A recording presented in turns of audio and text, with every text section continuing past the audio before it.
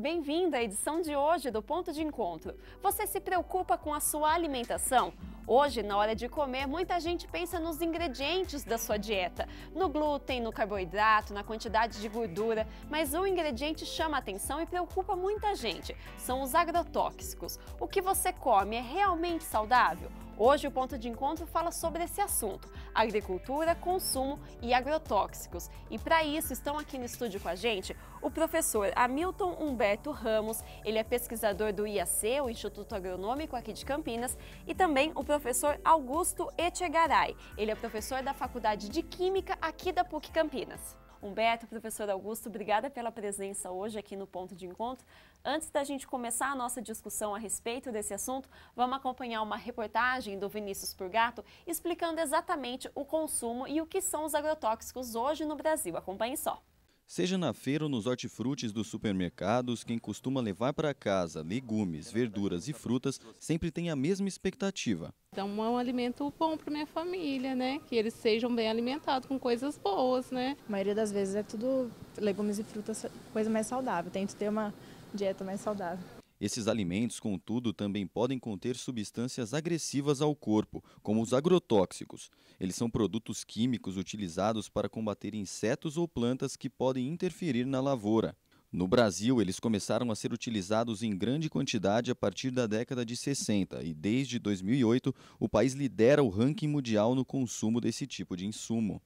Um dos principais responsáveis pelo aumento no uso, de acordo com os especialistas, é o cultivo de transgênicos, que precisam de mais agrotóxicos para ser produzidos. Estatísticas apontam que o brasileiro consome em média 5 quilos de agrotóxico por ano. Uma pesquisa revelou que mais de 30% dos alimentos que chegam à mesa estão contaminados. O pimentão, o pepino, o morango e a alface são os campeões de contaminação. É medo de um câncer, né? Isso, esse é o medo. Eu, particularmente, não tenho, porque já estou numa certa idade onde já consumi há muito tempo. Mas para os novos, realmente dá medo. Medo de ficar doente, medo sei lá, de tudo, porque que você, apesar que o que não tem agrotóxico hoje, não é? O que não tem? Só se você plantar. Se você plantar e colher, você sabe que não tem, porque do contrário... O consumo de agrotóxicos e a própria exposição do trabalhador a esse tipo de produto pode causar inúmeras doenças, como o câncer e a infertilidade. Diversos órgãos defendem o consumo de alimentos orgânicos como alternativa, além de mudanças nas leis brasileiras em relação ao assunto. Entre as principais reivindicações estão o fim da isenção de impostos para empresas produtoras de agrotóxicos, a extinção dos modelos de pulverização com aviões e o fim da comercialização de certos produtos, que inclusive já são proibidos em outros lugares do mundo, como na União Europeia e nos Estados Unidos. Professor Augusto, a gente viu aí na reportagem que um dado que chama bastante atenção e a princípio é chocante é que as pessoas, os brasileiros, consomem uma quantidade X aí de agrotóxico por ano. Lógico que é uma conta que não leva em consideração alguns pontos, mas mesmo assim é um dado que chama atenção. Até que ponto a gente pode dizer que o agrotóxico é realmente um veneno? Porque normalmente as pessoas usam esse termo quando querem falar de agrotóxico. Até que ponto esse termo é correto? Bom, tudo que não é natural, né, e não tem um efeito terapêutico e que tem uma dose letal, porque tem ensaios, né, com animais e que mostram que tem uma dose letal, ele é potencialmente um veneno. E o problema é a quantidade ingerida, né, o agricultor que está preparando lá a solução para aplicar no campo, ele está em contato com uma solução bem concentrada. Se ele não tomar cuidado, ele está com veneno, né, que com a dose letal que existe, ele pode sofrer mais danos. E eu não sei se tem estudos que mostram que o agrotóxico tem uma meia-vida que vai decaindo, por exemplo, até chegar no consumidor. Às vezes até durante o crescimento da planta, o sol pode estar degradando ele também. Então, acho que tem que ser dadas as proporções, né? E se for seguida a legislação e aquela cultura for lavada, etc., chegar na mesa do consumidor, já vai estar numa quantidade bem menor desse potencial veneno. e que pode passar pelo nosso organismo e ser eliminado. Então, eu acho que não tem tanto problema assim. Agora, é problema quando esse agrotóxico for aplicado e vai para a água, né, se estiver perto, né, a chuva, esse veneno for para a água, ele não for degradado. Então, tem classes de agrotóxico, né, tem uns que são mais tóxicos do que outros. E pela característica química da molécula, ela pode interagir com o peixe que está lá na água. E se a gente se alimentar daquele peixe, nós vamos receber uma dose maior desse veneno. Então, é um veneno, mas se for manuseado de forma correta, segundo a legislação, se tiver um tempo que deixe ele degradar um pouco, né? Será que ele vai chegar na minha mesa logo depois que colheu? Ele ainda pode estar meio uma certa quantidade. Se ele for lavado, se ele ficar na estante lá, o tempo de estante, quando ele chegar na minha mesa, talvez ele esteja com menor dose. E aí tem que ver o risco-benefício, né? Por que se usa agrotóxico, por que ele tem sido usado por muitos anos, quais foram os benefícios de se usar o agrotóxico. Mas eu acho que é muito bacana essa discussão atual para se tentar mudar alguma coisa, né? E, professor Humberto, a gente viu aí na reportagem que as pessoas têm um medo, né? Mesmo comprando os alimentos que a gente sabe que fazem bem à saúde, principalmente as frutas e as verduras, existe aí esse parênteses aí, tipo, estou comprando esse alimento, mas ele tem uma concentração alta de agrotóxicos. Mesmo o professor explicou aqui para a gente que essas concentrações elas vão diminuindo, né, a partir do momento que o alimento é colhido até ele ir para a mesa do consumidor, esse medo ainda é muito constante. Então, a gente não precisa ter tamanha preocupação com isso, professor? Olha, a preocupação ela é lógica, ela existe.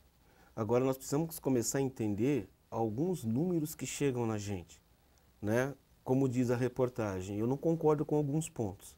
Por exemplo, o consumidor come 5 quilos de agrotóxico por ano.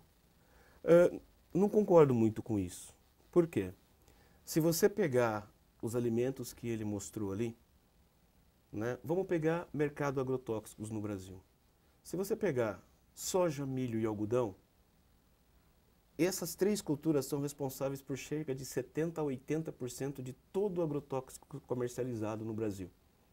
Se você associar aí café, cana e citros, isso chega ou passa dos 95% de todo o agrotóxico comercializado no Brasil. Então, se você somar morango, pepino, pimentão, essas culturas que chegam in natura para o consumidor, e transformar hoje todo ele em orgânico, isso vai representar uma redução de 5% em todo agrotóxico comercializado. Tá? Então, não é esse o problema. O problema são essas culturas que estão chegando in natura. Quando a gente pensa nas culturas in natura e pensa em resíduo, existem 2 tipos de resíduo. Existem aqueles resíduos acima do permitido, que são alguns ativos, que são alguns agrotóxicos que foram estudados para a cultura e por uma má aplicação, um mau uso, um excesso de aplicação, eles estão presentes acima do permitido. E existem alguns resíduos que são de produtos não registrados para a cultura, que a gente não sabe o que faz.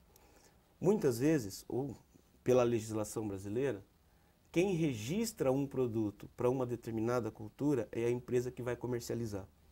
Então, se você pegar soja, é um mercado muito grande. As empresas têm interesse em registrar produto para soja. Mas vamos pegar, por exemplo, acerola. Que empresa teria interesse em registrar um produto para acerola? Então, você pode ter um produto sabidamente seguro para outras culturas. E que o produtor que vai produzir a acerola, na ânsia ou na necessidade de proteger as doenças daquela cultura, o produto já é recomendado para várias outras que ele comercializa, então ele passa a usar. Qualquer acerola que vier a ser analisada vai dar um resíduo acima do permitido, né? Vai dar um resíduo de produto não registrado para aquela cultura, mas é porque não existe registro para aquela cultura. Então, o que nós precisamos é ampliar o número de estudos, entender se isso que está chegando é realmente um produto tóxico para a população, né? E nesse momento saber trabalhar como reduzir esse resíduo dos alimentos que estão chegando in natura. Isso é importante. E, professor Augusto, o professor Hamilton falou a respeito da quantidade tóxica, né, de alguns produtos que são utilizados na agricultura. A gente sabe que há muitos anos atrás o Brasil utilizava alguns compostos que eram mais tóxicos, que foram sendo banidos ao longo do tempo. E hoje uma crítica que existe é de que alguns produtos que foram banidos em outros países ainda são utilizados no Brasil. É um risco o Brasil ainda estar nesse patamar, ele não ter banido o uso dessas substâncias que já não são mais utilizadas em outros países? Eu acho que sim, porque se foi banido, foi devido a estudos, e esses estudos são estudos de pesquisadores, muitas vezes, né, que fazem testes de dose letal, etc., né? Agora, eu desconheço a legislação especificamente de que produto que te falar. Eu lembro agora do DDT, que foi proibido há muitos anos, que também já não é usado aqui. Mas ele é realmente muito tóxico. Por quê? Porque não é fácil de degradar. Não tem como quebrar uma molécula. Então, ela é muito persistente. Então, se forem produtos da classe do DDT, que são chamados organoclorados, eles são muito tóxicos. Então, aí a dose vai ser bem baixa, já é perigosa. Teria que ver que classe que eles são, porque tem alguns que são até parecidos com moléculas naturais nossas. Então, eles não são tão tóxicos assim. Mas eu acredito que a legislação está sempre se atualizando e com o tempo vai ver se realmente na nossa situação isso é importante. Como o professor falou, nós temos culturas diferentes das culturas da Europa. Eles têm muita uva, né? Tem algumas coisas bem diferentes do Brasil. E aquele princípio ativo é específico daquela planta. Então, se lá é proibido, tá proibido, e talvez aqui nem venha, porque nós não temos a cultura que eles têm. Eu não sei, o professor pode complementar isso, que é mais da área dele, né? Mas eu acho que é questão de tempo, a nossa legislação vai se adaptar, ainda mais com essas discussões todas, né? Professor, na sua visão, como que anda o Brasil, como ele caminha nesse sentido, né? A gente sabe que existem várias críticas com relação à legislação, inclusive do Ministério do Meio Ambiente, com relação ao agrotóxico, que caminha muito lentamente, até por conta desses produtos que ainda são utilizados no país. Na opinião do senhor, existe realmente uma lacuna aí que precisa ser preenchida? O país precisa melhorar nesse sentido? Olha, nós precisamos individualizar produto registrado e produto comercializado. Tá? Pela legislação internacional, alguns países, como a África, como eles não têm a estrutura que o Brasil tem hoje de análise de produtos, se o produto tiver registrado em pelo menos um país, se permite a comercialização nesses países. Então, muitos dos produtos que hoje estão registrados no Brasil, eles não são comercializados no Brasil. Mas se usa esse registro para venda desses produtos em alguns nichos específicos que não no Brasil. Tá? Isso é certo ou errado? Não cabe a mim decidir. É dessa forma que se pensa. A legislação brasileira ela é muito boa nesse sentido. Qualquer agrotóxico para ser comercializado no Brasil, existe uma série de estudos, até estudos para determinar efeitos cancerígenos ou não, doses, né? E ele tem que passar pela aprovação do Ministério da Agricultura, do Ministério da Saúde e do IBAMA. Se ele não tiver essas 3 aprovações, ele não pode ser comercializado. Tá? E o agrotóxico ele tem evoluído para ser mais específico para a praga que ele quer controlar e menos persistente no ambiente.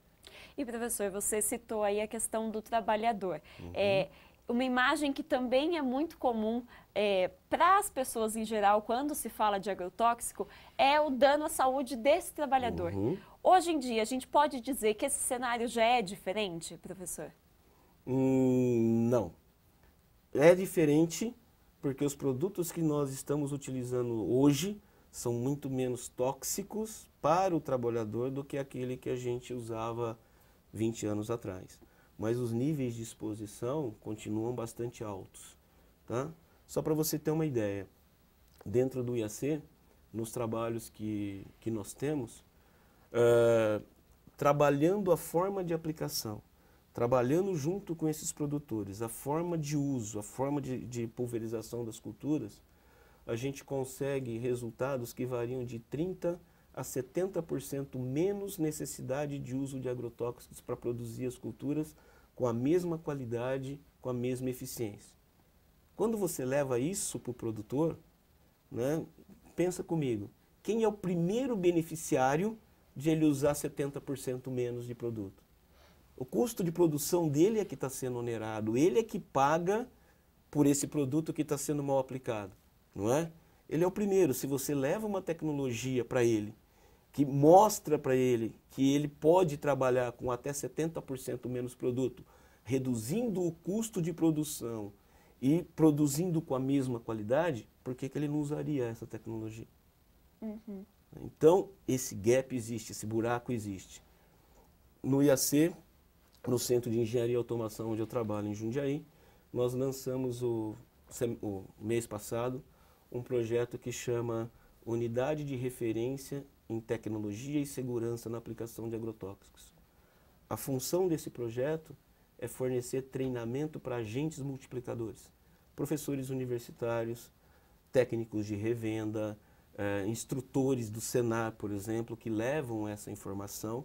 Para quê? Para a gente melhorar a qualidade desse agente multiplicador e melhorar a qualidade da informação chegando no campo para esse trabalhador. Por que isso? Nós não temos hoje no Brasil uma estatística de quantas pessoas a gente tem que atingir. Então eu gosto de usar uma regra, que é a regra dos 10%. Se nós somos 200 milhões de pessoas hoje no Brasil e 10% está na agricultura, nós temos 20 milhões de pessoas na agricultura. Se 10% delas trabalham com agrotóxicos, nós temos 2 milhões de pessoas a serem treinadas. Todas as estruturas de treinamento no Brasil hoje conseguem atingir cerca de 100 mil pessoas ano. Ou seja, nós temos hoje 20 anos para treinar todos os trabalhadores que estão no campo. Não é um tempo viável. É um longo caminho aí a ser percorrido. Por isso que nós temos que começar a trabalhar com multiplicadores e por isso que nós precisamos fazer essa informação de qualidade chegar mais rápido nesse trabalhador. Uhum. É bom, a gente falou um pouquinho aí a respeito do trabalhador e da questão ambiental. Agora a gente vai falar um pouquinho a respeito dos orgânicos, né? Porque quando a gente fala de agrotóxico, né, dos alimentos convencionais, também tem um outro lado de pessoas que preferem alimentos que não são cultivados com nenhum tipo de defensivo agrícola. Você vai entender melhor na reportagem de Ricardo Costa. Quiabo, chuchu e cenoura são alimentos que não podem faltar na casa da Natália. A diferença é que aqui eles são orgânicos. O que começou com uma opção de se tornar vegetariana virou um costume não só dela, mas de toda a família há 3 anos. A gente começou com a necessidade de ter uma vida mais saudável, porque a gente vê notícias de que tem bastante alimentos com agrotóxicos, né? E a gente se preocupa bastante com isso. Então a gente começou a buscar por feiras que existam os orgânicos. Esses produtos que Natália fala, os orgânicos, são chamados assim por não terem agrotóxicos, aditivos químicos ou modificações celulares. Além disso, o valor nutricional deles pode ser maior do que o de alimentos convencionais, já que crescem sem nenhuma química. O que não falta nesta casa são exemplos. Até mesmo o açúcar, o leite e o achocolatado são orgânicos. Mas para ter todos esses produtos, Natália tem que gastar um pouco mais do que as pessoas que compram os alimentos convencionais. A gente opta pelo orgânico por ser mais saudável. Tipo, eu acho que deve estar uma cenoura, por exemplo, R$5 um pacotinho. O orgânico deve estar uns R$2 a mais, mais ou menos isso. Esse não é o único desafio para quem quer ter uma alimentação mais saudável. Além dos alimentos serem menores, eles podem estragar mais rápido e ainda existe o medo de que eles não sejam orgânicos de verdade. A gente fica preocupado. Inclusive, eu confio nesse site do IDEC, que tem a listagem das feiras orgânicas. Aí a gente acredita que lá na Feira da Praça do Coco seja certificado, né? O site que Natália fala é o do Instituto Brasileiro de Defesa do Consumidor, o IDEC, e pelo portal é possível ver as feiras orgânicas certificadas espalhadas pelo país. Em Campinas, há 5 opções de feiras para consumidores de produtos orgânicos. Eles preferem esses locais, pois aqui encontram produtos 2 a 4 vezes mais baratos do que em supermercados. E é daqui que sai metade do que colore a mesa de Natália e Dona Graça. E se elas querem ser saudáveis sem gastar muito, elas estão no caminho certo. Nem o tempo chuvoso impediu que mãe e filha se encontrassem para abastecer a despensa de casa. A gente começou a perceber que tinha muito agrotóxico nas verduras, nos legumes. E como a gente tem uma consciência que isso daí não é bom para a saúde, a gente opinou para orgânicos. E quando perguntada se mudaria a preferência, olha o que a Dona Graça responde. Olha, enquanto eu viver, eu acho que eu não vou mudar não, vou continuar no orgânico.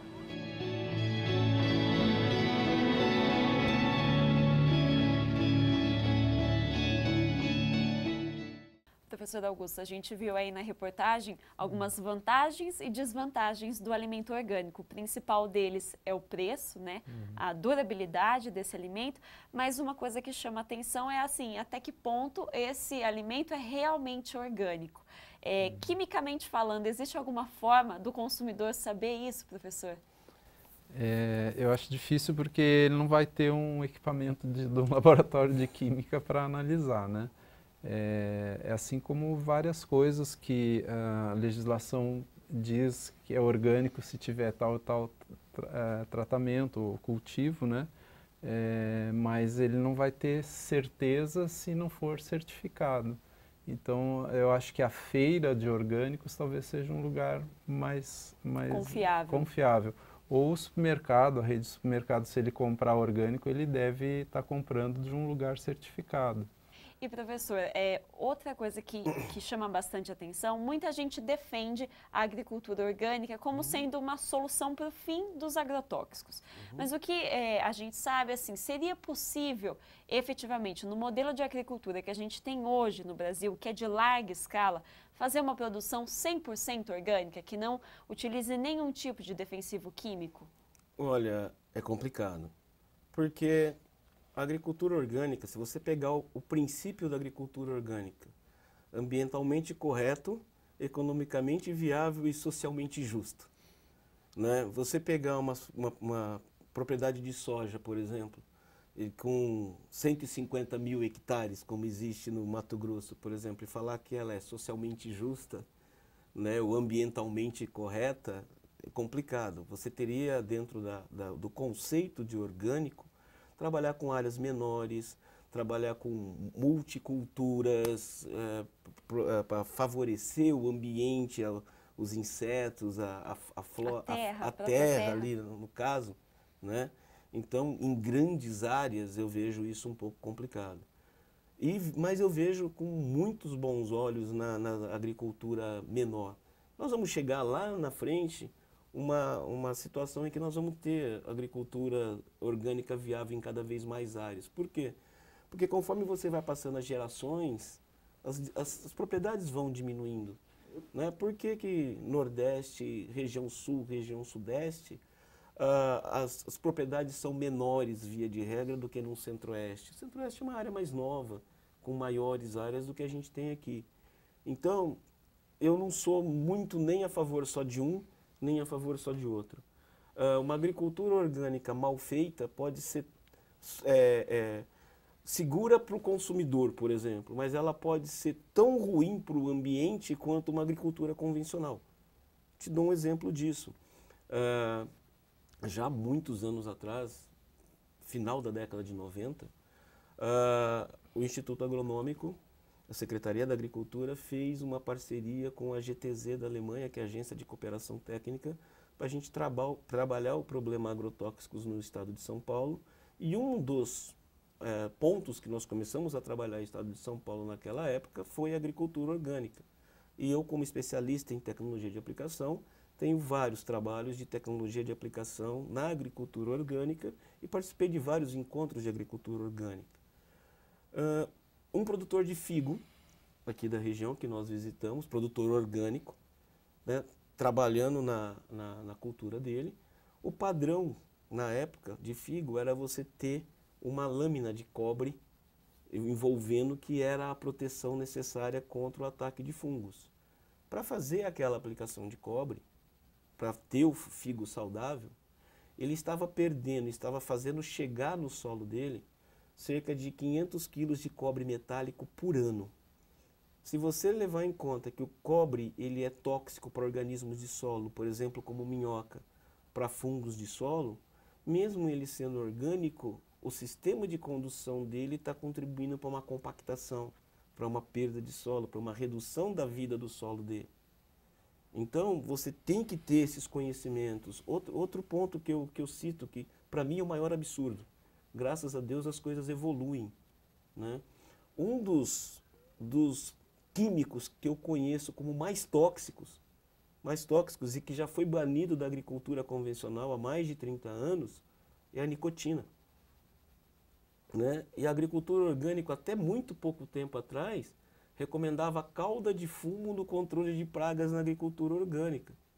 Né? Pode ser seguro para quem está consumindo, mas para quem está usando aquela cauda de fumo, como tendo aquilo como um produto orgânico, que não faz mal para a saúde, né? Conversa com alguém da área de tabaco, por exemplo, no Rio Grande do Sul, que vai ver que uma das maiores problemas da cultura do tabaco não está na aplicação de produtos, está na colheita. Porque a nicotina presente na folha do tabaco causa doenças ocupacionais. E a gente está expondo o leigo, o trabalhador, né, o trabalhador, a uma cauda de nicotina. Então, a agricultura orgânica bem feita, espetacular. Né? Realmente vai proteger quem está consumindo. Mas se a gente vai pensar mesmo orgânico, a gente não pode só pensar em quem está consumindo. É toda a cadeia de produção. produção. Como que está a cadeia de produção orgânica. Isso é que a gente tem que começar a trabalhar bem. Tá certo. Infelizmente, o nosso tempo já chegou ao fim, é um assunto super complexo, a gente poderia ficar muito mais tempo aqui discutindo sobre isso, mas o nosso tempo terminou. Eu agradeço a presença de vocês aqui hoje, debatendo esse assunto. Foi um prazer receber vocês. Obrigada mais uma vez. Nós que agradecemos. Nós é que agradecemos. Disponha sempre que precisar. E essa edição do Ponto de Encontro fica por aqui. Esta produção e outros programas da TV PUC você acompanha na nossa página no Facebook, nosso canal do YouTube e também o site que aparecem aí na sua tela. Obrigada pela companhia, um bom fim de semana para você e até o próximo programa. Tchau, tchau!